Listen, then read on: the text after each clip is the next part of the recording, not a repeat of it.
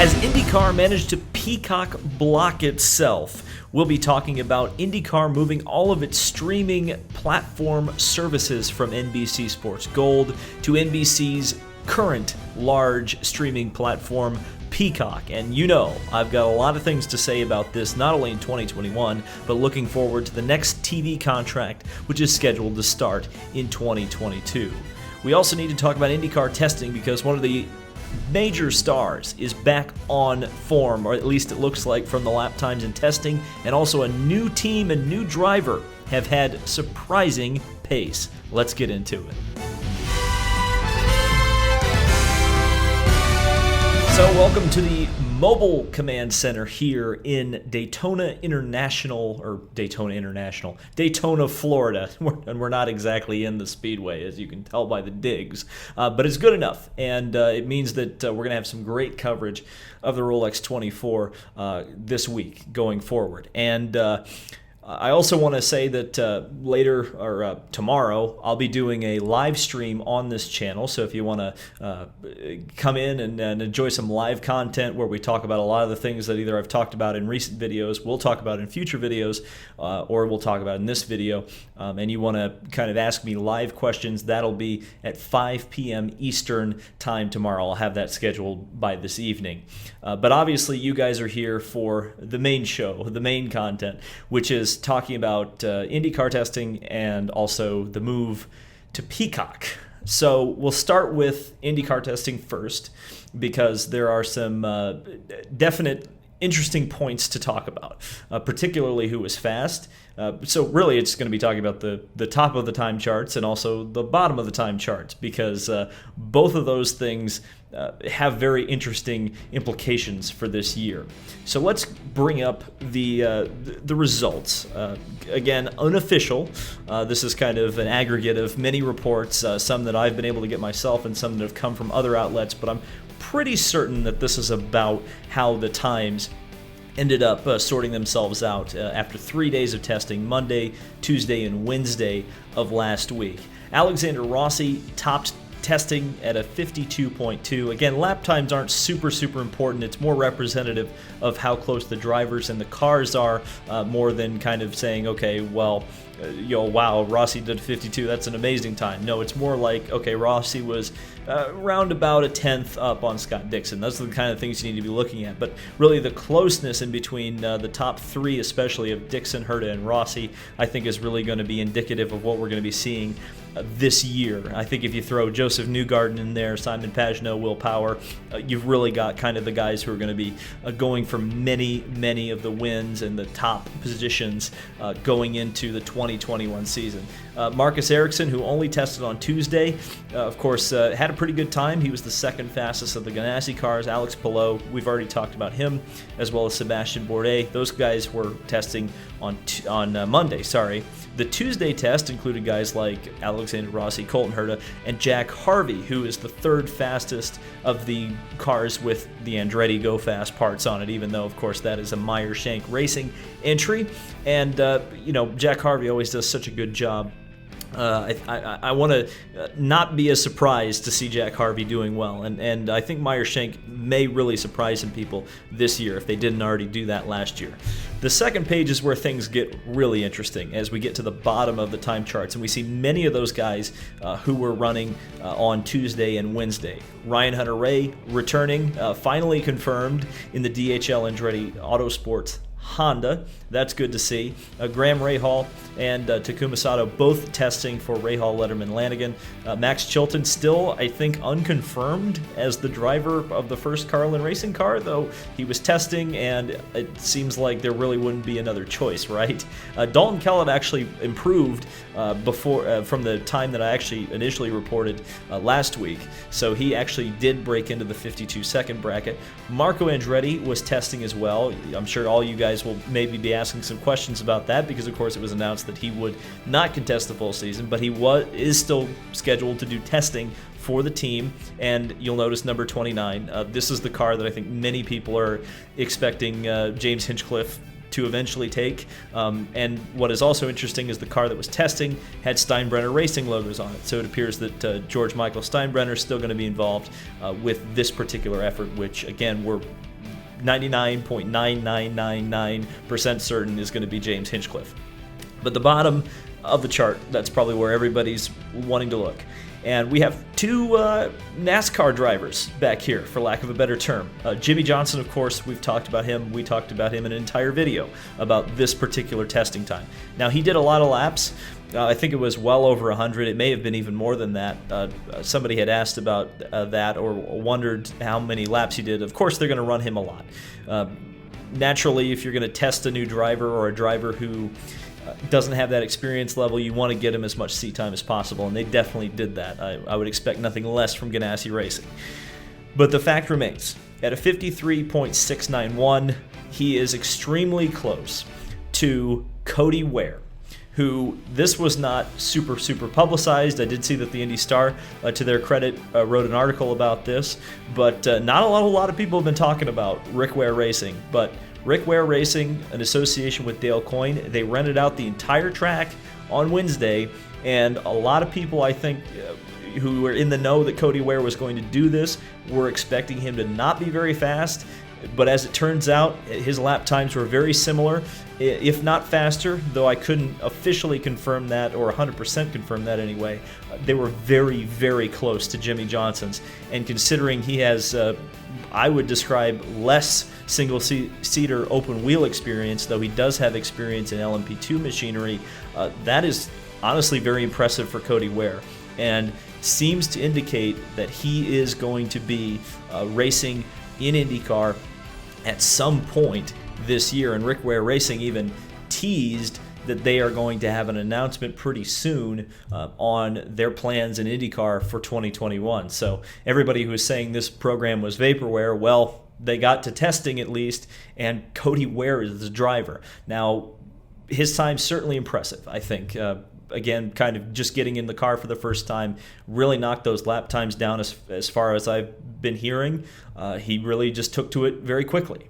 And really, when you get to that point, there's probably really nowhere else to go but up, especially when you were the only car testing for that team. It's impressive. There's no doubt about it. Full credit to Cody Ware. Now, will he run ovals? Will they run a full season? Will they run half a season? Will they run part-time? That's hard to say. Will this be a seat that's taken at Dale Coyne Racing, or will this be a completely separate entity by itself? There's so many questions to still be answered there, but at least we have the answer now that it appears that they're willing to go forward with Cody Ware. And the fact that he wasn't very far off of Jimmie Johnson, like at all, says to me that IndyCar is going to have a very hard time denying him a license, because he's going just as fast as a driver they have given a license to. So full credit to Cody Ware. That's all I got to say about that, and I can't wait to see where Rick Ware Racing ends up going in IndyCar for 2021. Alexander Rossi appears to be back on form. I think most people, especially the insiders, expected this. I think he's going to really seek vengeance this year in IndyCar. I think that we're about to see Rossi at his absolute best, and it wouldn't surprise me one bit if he wins the championship this year after so many years of trying. Well, it hasn't even been that so many years. It's been 6 seasons he's been in IndyCar. Truly a generational talent, but of course, you look at guys like Joseph Newgarden, who of course wasn't there. Penske wasn't there. So we don't really know how Penske stacks up against everybody else. But Scott Dixon, of course, up at the top. Colton Herta, we know he's going to be there for a long time. So it looks like at the front of the grid, it's going to be really exciting. And it looks like through the back of the grid, there's going to be some really intriguing stories to follow in IndyCar next year. I mean, or this year. It's not 2020 anymore, David. Okay. That's testing out of the way. I wanted to clean that up because I was traveling the last couple of days of testing, coming here to Daytona. So wanted to clean that up. Now let's get to probably the big story of today, which is IndyCar moving its content from NBC Sports Gold to Peacock. Or maybe I should say NBC moving IndyCar's content from NBC Gold to Peacock. So the difference between NBC Gold and Peacock is the fact that now instead of, I think, what is it? It's instead of $49.99 for the year, you now have to pay $4.99 each month to get coverage of IndyCar with commercials. To get the commercial-free version, you have to pay $9.99 a month. So there's a price increase here, although you theoretically could just stream Peacock through the season, and you might actually save some money, even if you're just signing up or if you're signing up for the premium service, which is commercial-free. I had a lot of people coming at me on Twitter really defending a multi-billion-dollar organization in NBC, which I really didn't understand. So this is the other thing, and this seems to be a misconception about NBC Peacock, where people say, okay, yeah, it's in 62 million people have downloaded Peacock. But I can tell you this, that 62 million people have not paid for Peacock. There's not 62 million people who have paid $4.99 for Peacock. So even if there are millions of people using the service, if they haven't paid the premium, they're not going to get any IndyCar content, or at least very limited IndyCar content. I probably wouldn't expect any IndyCar content to be given away for free on this service. And so I guess we get to the elephant in the room, which is what happens in 2022. We know that NBC Sports Network is going away. That was confirmed, I think, just a couple of days ago. Unfortunately, I didn't really get to talk about it because, of course, again, I was covering the Rolex 24. But, of course, I talked about it as soon as it was first rumored about 2 months ago. And ultimately, knowing this was coming kind of said to me, okay, IndyCar is in prime position here to potentially get a head start on NASCAR, Formula One, and a few other racing series, and find the right streaming platform that will get them in a good position to grow. Do I think Peacock is the streaming platform to grow on? I don't know. That's tough. My feeling is, I think the elephant in the room, like I said, is the fact that some races could be on Peacock. Races, not just practice and qualifying. Races could be on Peacock starting in 2022. And when you consider that how many IndyCar fans are going to pay that fee, how many casual people will tune in, even if every single hardcore IndyCar fan buys this package and tunes in, how many people are going to watch this? Will there be numbers published? How will the sponsors feel about this? I did reach out to a few people in the know, and they said pretty much point blank, look, sponsors are happy when the races are on NBC Sports or on cable, which is NBCSN or USA Network. They get very nervous when the races are streamed and exclusively streamed. So there could be some long-standing ramifications here. And I don't know, it's just going to be, the question is going to be, how many races can you get on network television? We know the Indy 500 is going to be on network television, even if they're not with NBC Sports. I fully expect them to stay with NBC Sports, by the way. If there's one thing that IndyCar is, it's insanely loyal to its TV partners. To a fault, by the way. They were with ABC way longer than they should have been, and I think most people think that.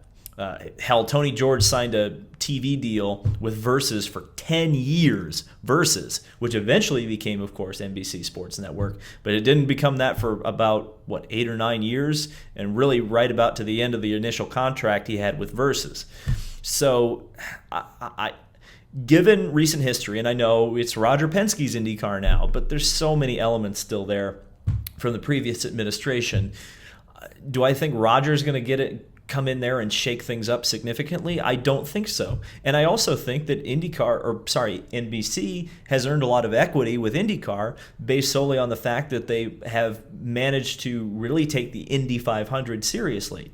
Well, that's great, but you really shouldn't be totally dependent. I mean, I wish this series, and I know, it's called IndyCar, David, but it's like, I wish the series wasn't so dependent on the Indy 500. And the way you make it not as dependent on the Indy 500 is to make the other events. Make them worth watching. Make people want to watch them. And streaming them on Peacock behind a paywall, And the one thing that may save, or at least be a little bit innovative, let me put it this way. Practice and qualifying for IndyCar, period, should not be behind a paywall. Period. That is the most stupid thing ever. Okay? To me, practice and qualifying broadcasts should be looked at as advertisement, not looked at as entertainment, essentially.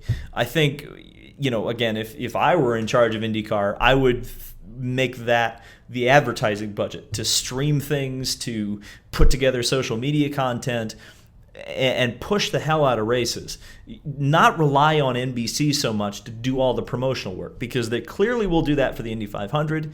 Are they going to do that for Long Beach? Are they going to do that for Barber? And it's great. They have been a great partner. There's no doubt about it.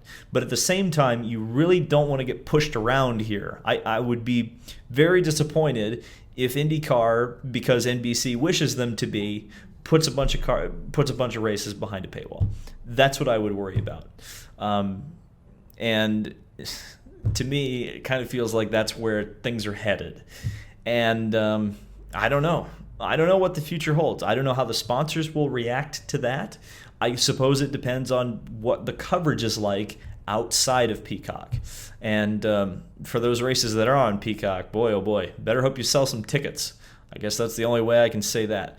I would love to see Roger really shake things up, really go for broke, take a big risk, and try really something different. I feel like that's not going to happen, though.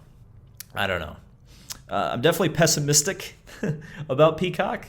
I'm not particularly happy about having to pay a monthly fee. I'd rather pay a flat fee and then not have to worry about it the rest of the year. But I guess this is the way the world is going, eh? So I hope you've enjoyed this video. Let me know what you think of anything I've talked about in this video down in the comment section below. Remember, I'm going to be doing a live stream where I'm going to chat with you guys live. Of course, it's a live stream, right? At 5 p.m. Eastern Time tomorrow. And, I'll see you in the next video. Subscribe for more motorsport content.